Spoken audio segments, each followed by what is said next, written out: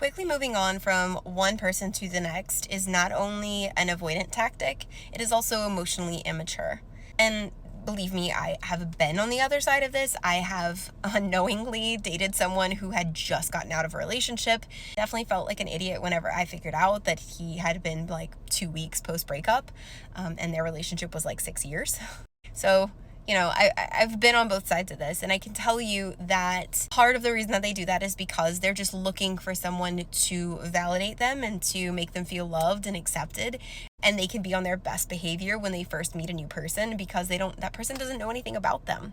And that person has very little expectation of them to be consistent because it's new and it's fun and it's exciting. And the honeymoon phase is intoxicating. There's a lot of hormones and stuff going on whenever we're first meeting new people. And we also, again, I go back to, there's very low expectation. We don't have to be monogamous whenever we're in the honeymoon phase and we're just getting to know people and dating casually.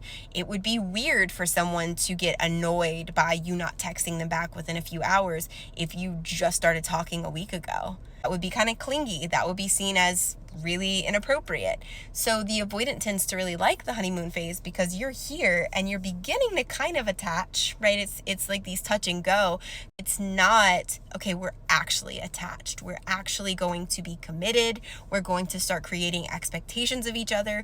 We're going to need to have some sort of regular interactions where that person's going to be expected to show up. And it's not going to just be fun and light conversation.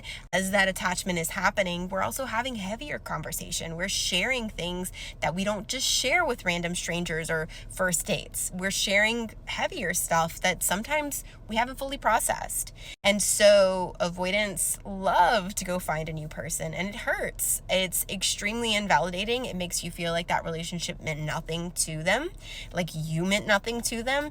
But rest assured, that's not the case. They are trying to find something to distract them from their own pain, because instead of being alone and having to process the fact that they chose to end the relationship with you and threw away something that could have been really great, you are the one processing, you're the one in pain, and they're like, yeah, this sucks, so I'm gonna just go find somebody else because that's gonna help me to feel better. And I'm sorry that that's what you're going through. It's a very confusing and painful circumstance to be in, and if you're kind of moving through that right now and you want some more help, you can always leave a comment, leave your questions, and I'll do my best to continue to give you guys support.